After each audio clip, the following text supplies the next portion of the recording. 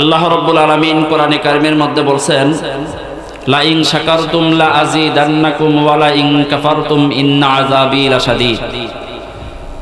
আল্লাহ রাব্বুল আলামিন বলেন, যে ব্যক্তি আমার নিয়ামত পেয়ে নিয়ামতের শুকরিয়া আদায় করে, আমি আল্লাহ রাব্বুল আলামিন তার নিয়ামতকে বাড়ায়া দেই। বলেন সুবহানাল্লাহ। এরপরে বলছেন, যে ব্যক্তি আমার নিয়ামত পেয়ে নিয়ামতের না শুকরিয়া করে, শুকরিয়া আদায় করে না, তো আমি আল্লাহ রাব্বুল আলামিন তার নিয়ামতকে ছিনাইয়া নেই। বলেন নাউজুবিল্লাহ। এরপরে বলছেন, ইন্না আযাবি লাশাদীদ, আমি তার নিয়ামতকে ছিনাইয়া নিয়ে ক্ষান্ত হই না, ইন্না আযাবি লাশাদীদ, তাকে শক্ত আযাবের মধ্যে গ্রেফতার করি। জোরে বলেন নাউজুবিল্লাহ। এই জন্য আজকের এই কোরআনের মাহফিল আমাদের জন্য সুবর্ণ সুযোগ। কি বলেন, ঠিক কিনা? একটু আমার কথার আওয়াজ দিতে হবে। শুধু বক্তা একাই ওয়াজ করবে আর শ্রোতারা শুধু বসে থাকবে, তা হবে না। এই জন্য বক্তার সঙ্গে শ্রোতাদেরকেও কথা বলতে হবে। তো আল্লাহ রাব্বুল আলামিন আমাদের জন্য আজকের এই কোরআনের মাহফিল এটা সুবর্ণ সুযোগ করে দিয়েছেন। কি বলেন, ঠিক কিনা? আজকের এই বাগান এখানে সাজানো হয়েছে কত সুন্দর করে। আগামী কালকে কিন্তু এই বাগান থাকবে না। থাকবে? বলেন, এই বাগান থাকবে না।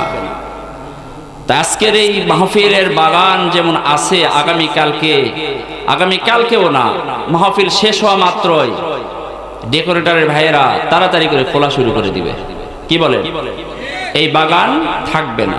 তেমনি আমি আপনিও দুনিয়াতে পৃথিবীতে এখন আছি, আমি আপনিও একদিন থাকবো না। কি বলেন, ঠিক কিনা? এই জন্য আজকের এই কোরআনের মাহফিলকে সুবর্ণ সুযোগ মনে করে আমরা প্রত্যেকেই কোরআনের মাহফিলে এসে বসে যাই। আল্লাহ রাব্বুল আলামিন ইচ্ছে করলে আমাদেরকে যে কোনো একটা সমস্যার মধ্যে ফেলে রাখতে পারতেন না? আল্লাহ রাব্বুল আলামিন ইচ্ছে করলে আমাদেরকে যে কোনো একটা বিপদের মধ্যে ফেলে রাখতে পারতেন।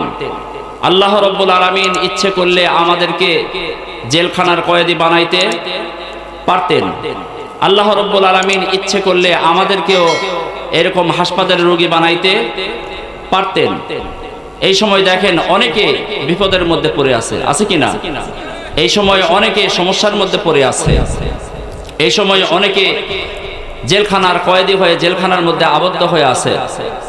এই সময় অনেকে হাসপাতালের রোগী হয়ে হাসপাতালের বেডে শুয়ে থেকে কাতরাইতেছে। কি বলেন, ঠিক কিনা? আল্লাহ রাব্বুল আলামিন ইচ্ছে করলে আমাদেরকেও এরকম সমস্যার মধ্যে ফেলে রাখতে পারতেন।